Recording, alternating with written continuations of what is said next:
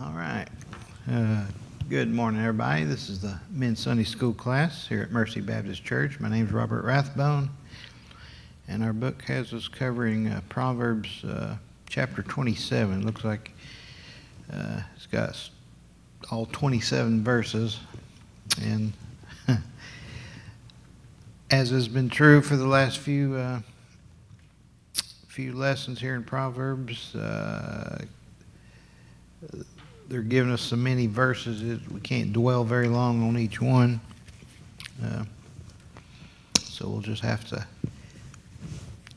hit each one, try to hit it briefly, and move on to the next one. And these verses tend to be like each verse is a one-shot deal of, like it'll deal with one topic, the next verse deals with potentially a totally different topic, or so we'll just cover them as we encounter them. But the topics covered in this chapter is going to include things like cautions against boasting in oneself, and cautions against becoming the target of anger or jealousy. And then the writer, he's going to point out that even negative actions, if they come from someone who loves you, who cares about you, a friend that who's looking out for you, that's superior to the positive actions of an enemy, because, as we'll find out, the enemy, it may look like a positive action, but it's not sincere. Your enemy doesn't have your best interest at heart. And in fact, we'll find out, I think, toward the end or later in the chapter, that even a positive action, if it's been performed in the wrong circumstances, can be annoying, can be unwelcome, and we'll get to that later. But before we get started, let's go to the Lord in prayer. Dear Heavenly Father, I want to thank you again for your love, your mercy, your grace, Father, for providing us, Lord, your word. Not only does it give us the ways of salvation through Jesus Christ, Father, but it's also, as we study through Proverbs, Lord, it gives us elements of wisdom, Father, that we can take to heart and help us to make it through this life, Father, with fewer problems, and help us, Lord, to stay closer to you. So all these things we ask. Well, I pray that, Father, that as we study this morning, Father, that you would just open our eyes, open our hearts to your word, and help us to learn what we can, Lord. For it's in Jesus' precious name we pray. Amen. All right. Proverbs 27, that first verse, it says, boast not thyself of tomorrow, for thou knowest not what a day may bring forth. A lot of times we make our plans. We think, well, tomorrow I'm going to do this, tomorrow I'm going to do that, and yet, then you wake up that morning and then something happens, and just your whole day, every bit of your plans has just gotten shot completely apart, and you didn't get to do anything that you planned on doing. In James, in fact, He speaks on that in James chapter 4. In verse 13, it says, go now ye that say today or tomorrow. It says, we will go into such a city and continue there a year and buy and sell and get gain. He says, whereas ye know not what shall be on the morrow. For what is your life? It is even a vapor that appeareth for a little time and then vanisheth away. He says, for what ye ought to say, if the Lord will, we shall live and do this or that. And then he says, but now ye rejoice in your boastings, all such rejoicing is evil. The idea here is that, we're human beings. We don't know what the future is going to hold. Only God knows that. And so we can make our plans, and we are told, that we need to plan and try to make the best plan we can, but realize God holds the future, that whatever happens it's in His hands. We have to trust Him and go by His guidance. And it's foolishness to think that, that I can control my future and I can accomplish the things that I plan to do, whether the Lord wills it or not. See, because only fools think they can control their own future. All right, verse 2, it says, let another man praise thee, and not thine own mouth, a stranger, and not thine own lips. All right, when somebody praises themselves, if I sit here and start telling you, oh, what a great, I'm a great Sunday school teacher, and I'm super spiritual Christian, and all this stuff, you're going to look at it and say, well, he's just bragging. He's so full of himself. Nobody's going to pay any attention to that. But here he says, let another man praise thee, and not thine own mouth. He says, a stranger, not thine own lips. When somebody else is saying, oh, this person's a good man. He does this or he does that. He's good at such and such. Then people pay attention. They because it's not coming from themselves, it's coming from somebody else who would be considered, I guess, a more objective. Now, if it's your mother, you're going to think, oh, yeah, of course, she's going to brag on her son or whatever. But, you assume that another person, and in this case, he says a stranger, he says you assume this is a more objective assessment of the person he's praising. And so Solomon, or whoever the writer is, he says, let another man praise thee, and not your own mouth. He says, let them do the praising, and then people will pay attention. It'll mean more when it comes from somebody else than when it comes from you. Verse 3, he says, a stone is heavy, and the sand weighty, but a man's wrath is heavier than them both. All right, so here he's using a couple of things that he's familiar with, that he knows are heavy things. He says, like a stone is heavy, and sand also is weighty. It's you put sand in a bunch of sandbags. Of course, sand is basically stone just ground up into smaller bits. But he says, these things are heavy. They're not easily moved. It takes effort to move stones or sand. But he says, and he's using it as in several of the Proverbs that we see, kind of use this same tactic. He'll point to one thing that has certain qualities, a certain nature about it, but then he'll compare that to something else and say, this is even more so than what the first thing. And so here he says, stone's heavy, sand is weighty. He says, but even heavier than that, he says, but a fool's wrath is heavier than them both. Because a fool's wrath, once it's on you, it's hard. It's moving a stone is hard, removing it from you. But he said, a fool's wrath, once it has latched onto you, it's not easily removed. It's heavier than them both. It's trying to get that dislodged off of you is going to be a more toilsome thing to do, because a fool's wrath it tends to be based more on emotion than on fact. I've seen people that it doesn't matter how you prove that. Well, your anger is misplaced. Here are the real facts. If you really want to be angry, you need to be angry in this direction, not at this person. And yet, that you can't change their mind, because all they know is they're angry at this person, and they don't care about the facts. And you can, not to get political, but you can look at the news and hear and see all this anger and hatred and everything, despite the facts, is getting pointed at people, even though the facts don't really support what they say they're angry about. But anyway, verse 4, he says, wrath is cruel, anger is outrageous, but who is able to stand before envy? All right.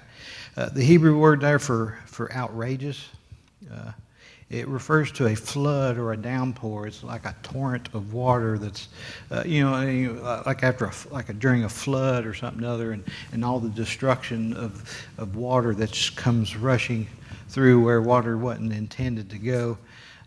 How much destruction that is. And so here he says, look, He says wrath is cruel, and we know how cruel wrath can be. When people are angry, they just want to inflict harm on somebody else, how cruel that can be. Anger is outrageous. It comes like a torrent, and it's just destructive. It just tries to destroy everything in its path. And so he's using those things as, these are bad. These are how intense that these things are, but then he compares it to envy. He says, who is able to stand before envy? He says it's bad enough to be in the path of wrath or anger. But what about envy? He says envy, or that is jealousy. Jealousy can fuel anger. It can fuel wrath, hatred, and other destructive emotions. And they can be like a torrent. Outrageous, as the word as it says here, the downpour, the flood of emotions, and they can collectively overwhelm the person that they're targeted against. And so he says, look, wrath and anger, they're bad enough, but he says, somebody with envy, you better get out of the way. It's who can stand before that? Because you're not only getting wrath and anger out of envy, you're going to get all sorts of other things that you don't want to be in the path of. All right, verse 5, he says, open rebuke is better than secret love. All right, the Hebrew word there for open, it means to uncover. So it's uncovered rebuke. It appears to be the idea that rather than somebody either keeping it to themselves, and they have come to you openly and said, what you did was not right. You needed to, you need to either apologize, or what you did was wrong. I just want to let you know. And so he says, open rebuke, it's better than secret love. Now, in what way? Secret love is love it's hidden, love it's not expressed. And so why is open rebuke better than secret love? Well, presumably, in the context of this verse, open rebuke is expressed love. It's like, I love you, therefore that is why I'm correcting you. That's why I'm telling you what you did was wrong. It's so that you can correct yourself and do better next time, or whatever. Parents do that to their children all the time because they want their children to be better people. They don't just let them go on and continue down the wrong path.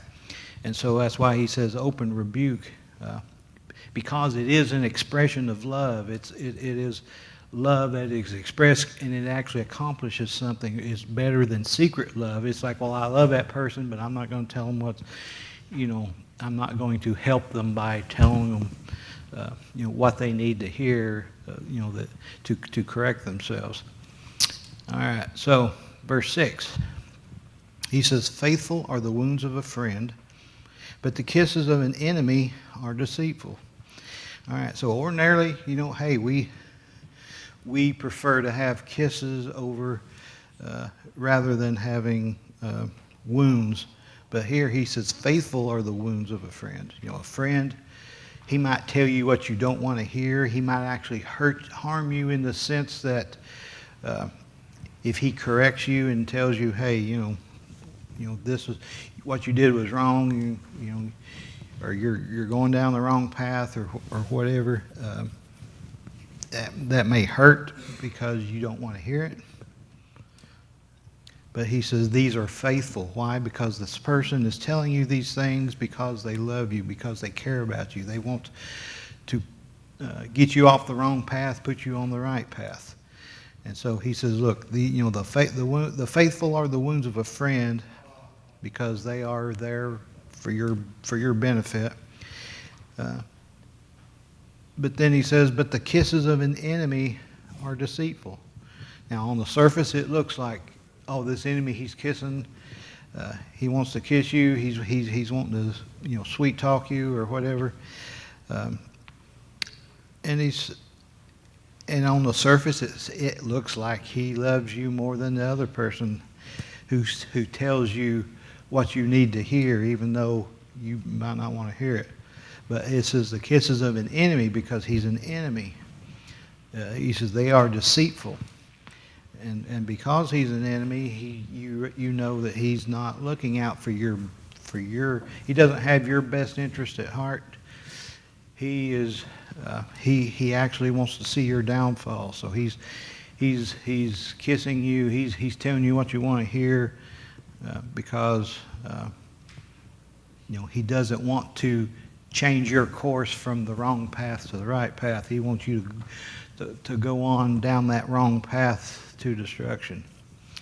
All right, and therefore he's being deceitful. His kisses aren't genuine love. It's because he doesn't want you to see you change and do what's best for you.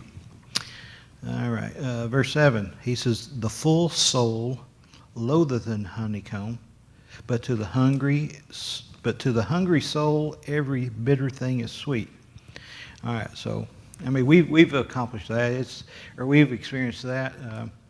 You walk away from a buffet and you're so full you're about to bust, and somebody says, "Hey, here's a nice piece of chocolate cake," and you're like, "Oh no, I couldn't eat another bite."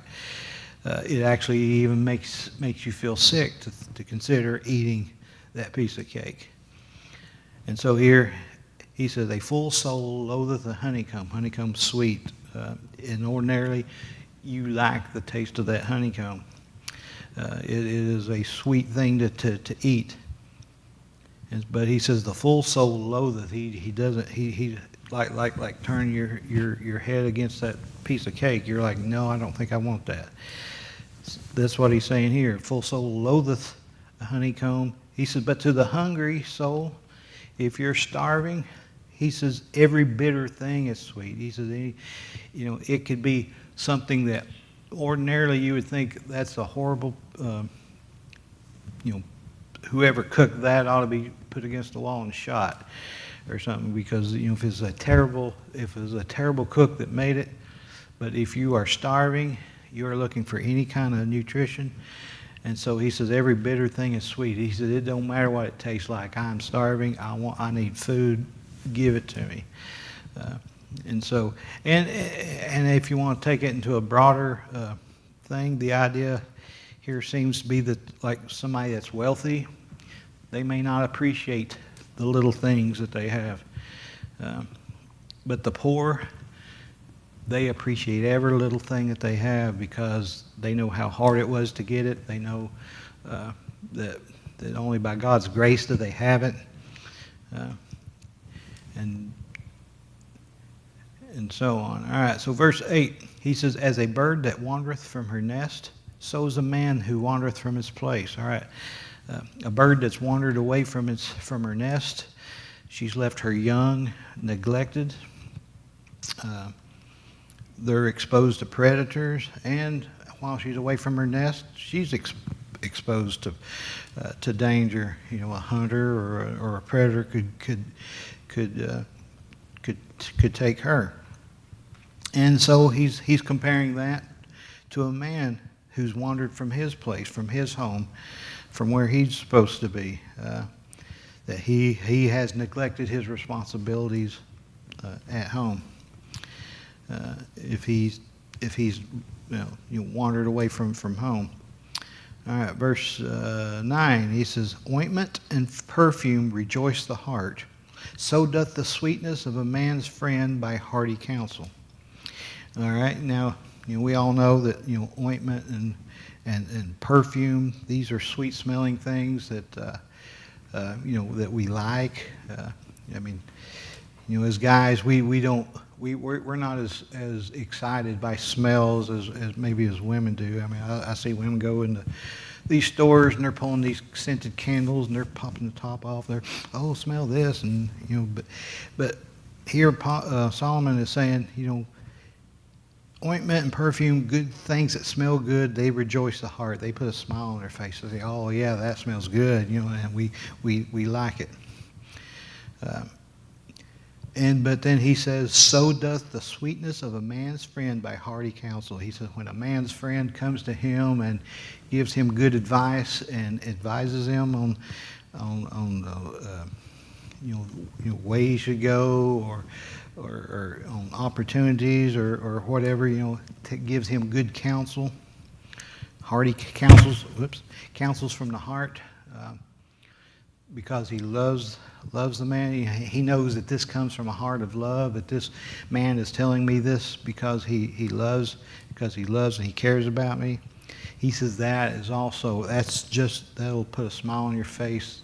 That's just as sweet as the sweet smelling perfume and ointment, to have a friend that will come to you and give you good hearty counsel. All right, verse 10, he says, thine own friend and thy father's friend. He says, forsake not, neither go into thy brother's house in the day of calamity, for better is a neighbor that is near than a brother far off. All right, so he gives us two pieces of advice concerning friendship. One, he says, don't forsake your friends or even your father's friends, because that's a good way to lose friends quickly when if you become disloyal to them and turn your back on friends. They're like, well, if they're not friends with me, I'm not going to be friends with them. Then he says, neither go into thy brother's house on the day of calamity. Now, that sounds odd. Why wouldn't you go to your brother's house in the day of calamity? When there's a problem, when you have a need, why not go to your brother's house? He says, better is a neighbor that is near than a brother that is far off. It's not so much as you're a matter of emotional closeness, or it's a matter of practicality, the logistics of it. Your neighbor is close by, you can get your help quicker, it's more accessible. Whereas if your brother is far off, maybe he lives in another town or another state somewhere, going that far is it may be impractical for you to go there. He says even though you're closer to your brother, and this brother could be any kind of family member, he says even though you may be closer to them, just for practicality's sake, it's better to go to your neighbor because he's right there than to go a long distance to get your help. All right, let's see, verse 11. He says, my son, be wise and make my heart glad, that I may answer him that reproacheth me. So apparently this is in the voice of a father who has someone who has come to him and said, your son, he's just not much count, or he's not very wise. He's been doing X or Y. He's been doing some things. So now this father is saying, my son, be wise and make my heart glad. Make me glad that I have a son who is wise, because it does my heart good to see that you are doing wise things, that you're not being a foolish son. And then he says that I may answer him that reproacheth me. So not only does he want his son to be wise for the sake of his son, that he knows he has a wise son who's not being self-destructive by doing foolish things, but he says he wants to be able to answer him that reproaches him. The word reproach there basically means to taunt, or it means to blaspheme, and the idea is that he said, I want to be able to reply back to this person who's telling me all this stuff about you, son. I want to be able to answer him and tell him, no, you're wrong. My son is not unwise. He's not foolish. He's not been up to no good, because he is doing what's right. All right, verse 12. He says, a prudent man foreseeth the evil and hideth himself, but the simple pass on and are punished. All right, this is actually a repeat of Proverbs 22, verse 3. We saw that last week. And it's basically saying that a prudent man, or that is a shrewd or a crafty man, he's going to see the trouble ahead. He's going to anticipate it, because he knows everything things don't always go smoothly and without problems. So he foreseeth the evil and hideth himself. In other words, he takes steps to avoid the evil, and evil being negative things, bad things, problems. He says, but the simple pass on and are punished. They are oblivious to, they do not take the appropriate steps to avoid problems. They just go right on ahead, and they fall into all the problems that the wise man wisely sidestepped and avoided. All right, verse 13, he says, Take his garment that is surety for a stranger, and take a pledge for him that is a strange woman. Now, surety is, we would basically call it co-signing for a loan. It's you're taking on the responsibility of somebody else's debts upon yourself. And we are warned in Proverbs, and other places, that being surety is, being surety is a foolish thing to do, as well as associating with strange women. Strange women be women of low character, low morals, and so he says take his and he says take his garment. A garment in that time was often used as a security, kind of like an IOU. If somebody owed you money, they might give you their garment and say, "Look, this is my assurance that I'm going to pay you, because I want to pay you so I can get my garment back." And so here Solomon says, "Take his garment that is surety for a stranger, take a pledge for him for a strange woman." In other words, this person is, they have become a surety for a stranger, for somebody else, and they also have become associated with a strange woman. And both of these things can bring a person to poverty. So Solomon's saying, look, you better take his garment and take his pledge, as a kind of as a guarantee, because the very fact that they are being a surety for a stranger, that they're being associated with strange women, he says that puts their ability to repay you in jeopardy. So you better take his garment and take his pledge. All right, verse 14. He says, "He that blesseth his friend with a loud voice, rising early in the morning, it shall be counted a curse for him." Now, normally, the word blessing or blesseth there, it means to praise, or it can mean to greet someone. And ordinarily, you like it when your friend comes to you and says, "Hey, good morning," and greets you cheerfully. But he says, rising early in the morning, he said, it shall be counted a curse for him. So something that is ordinarily a welcome thing of greeting somebody cheerfully with a loud voice, he says you do it early in the morning while that person is still in the bed. He said it'll be counted a curse for him. He said instead of them welcoming you, they're liable to curse you, because they're like, "You have woken me up. Why? Do you know what time it is?" That type of thing. It's like you get a phone call in the wee hours of the morning, and it's your friend, and they say, "Hey, how's it going?" And you're like, "Do you know what time it is? You have just called me, at 3 o'clock in the morning," or whatever. All right, verse 15. He says, "A continual dropping in a very rainy day and a contentious woman are alike. Whosoever hideth her hideth the wind, and the ointment of his right hand which bewrayeth itself." All right. He says a continual dropping in a very rainy day. He appears to be talking about like it's raining and you got a leaky roof and you hear that drip. A leaky faucet, can drive us crazy, because it's that relentless drip, drip, drip. And this appears to be what he's talking about from a perhaps a leaky roof. He says on a rainy day, you keep hearing that drip, drip, drip. He says that gets on your nerves. That becomes an annoyance. He says that and a contentious woman are alike. And the word contentious means a quarrelsome, and even I didn't provide this definition, but he says even a nagging woman.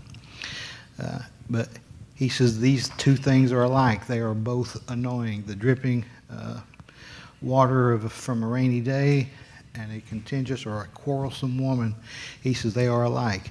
Then he says, whosoever hideth her. The word hideth there, it means to restrain or contain. It's like if you want to control her, he says whoever controls her controls the wind or hideth the wind. He says it's trying to control a quarrelsome woman is like trying to control the wind of making the wind do what you want it to do. He said it's pretty near impossible. Then he says, and the ointment of his right hand, which bewrayeth itself.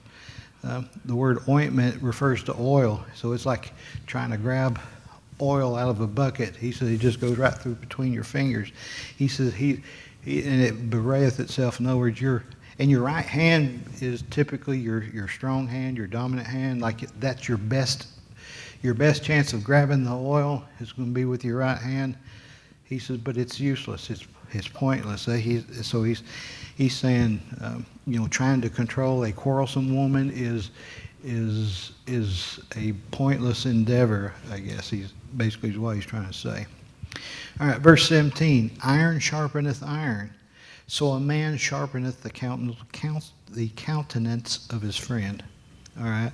So just like you can take a sword or an axe or other implement, and you're putting it against, you're sharpening it against another piece of iron and some sort of iron tool. He says a man's intellect can be sharpened through intellectual and spiritual discussion with other people.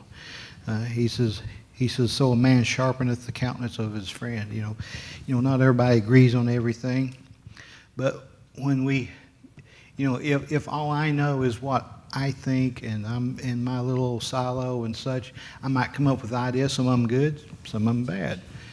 But whenever I come to a friend who has other ideas, he can help me realize, some of the things I thought was right is actually wrong, and we grow when we're challenged and enriched by other people's ideas. And that's what he's saying here. A man sharpeneth the countenance of his friends.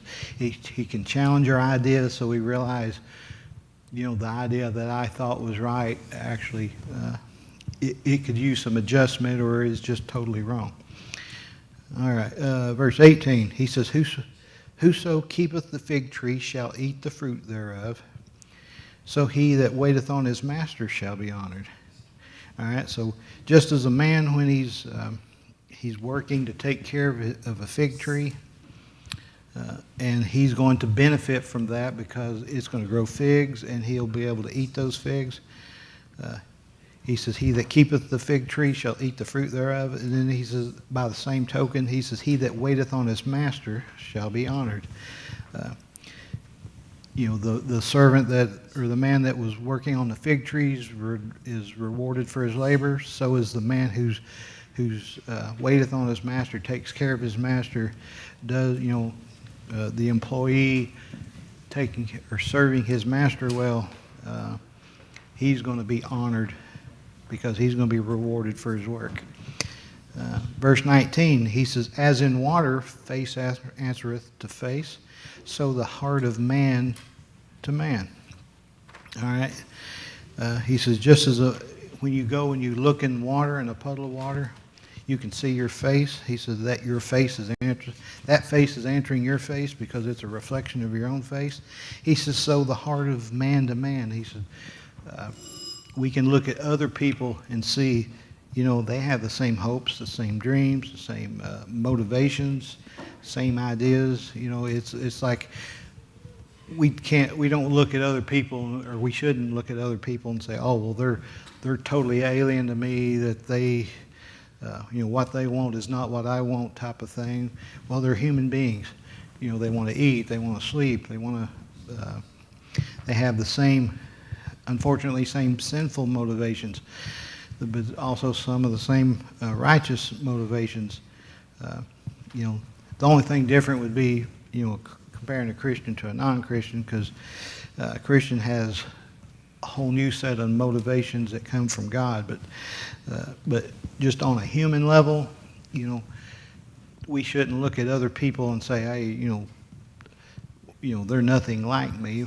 No, they're human beings. They are just like you. They might come from a different culture that look at things a little differently, but when it comes down to the brass tacks, they still have the same motivations that you do. They want to live a good life. All right, let's see. Verse 20, he says, hell and destruction are never full, so the eyes of man are never satisfied. All right, the Hebrew word there for hell, it's Sheol, and it can refer to the grave, to death, to the abode of the dead. And so death and destruction, they'll never refuse another. I mean, there's constantly, there'll never come a point in time when destruction will say, nope, he says, I've had enough. I've had enough victims. I'm not going to take on anybody else. There's always somebody else that could be destroyed or whatever. And same thing for hell or death, the grave. There's never any end to the appetite of hell or destruction. And then he says, so the eyes of man are never satisfied. People will never. It's like we're never satisfied to say, well, no, I've seen enough beautiful things. I don't want to see another beautiful thing as long as I live. That'll never happen. We always want to see more. Our flesh always wants more. And so that's what he's saying here. The eyes of man are never satisfied. We always want more. Verse 21, he says, as the fining pot for silver and the furnace for gold, so is a man to his praise. All right, a refining pot and a furnace was used to purify gold or silver. And purity was determined by when you melted the metal, how much impurities rose to the top. And so he says, as a fining pot for silver and the furnace for gold, he says, so is a man to his praise. When you'll see what kind of impurities are in a man's heart when somebody else is praising him. Does he get lifted up and puffed up in his pride? These things will rise to the surface, or is he humble about it? So you can tell what's in a man's heart, the impurities in his heart, by how he reacts when people praise him, when people heap praise on him. Does his pride come out, or is he humble about it? All right, verse 22, he says, though thou shouldest bray a fool in a mortar among wheat with a pestle, yet will not his foolishness depart from him. All right, the word bray there, it means to pound or to grind, and you know what a mortar and pestle is. They is used to grind up things. I think a pharmacy, or that's a classical pharmacy tool or whatever, but he's saying here that foolishness is so ingrained in a fool that it is a part of his nature that even if you ground him to powder, basically, you're not going to work that foolishness out of him. It's still going to be there because it's part of who he is. Was that the second bell? Okay. All right, well, I guess we'll have to call it quits there because I've still got about 3 verses. But next week we're going to Proverbs 31, talking about the Proverbs 31 woman. And that's an interesting study. All right, so we'll pick up Proverbs 31 next week.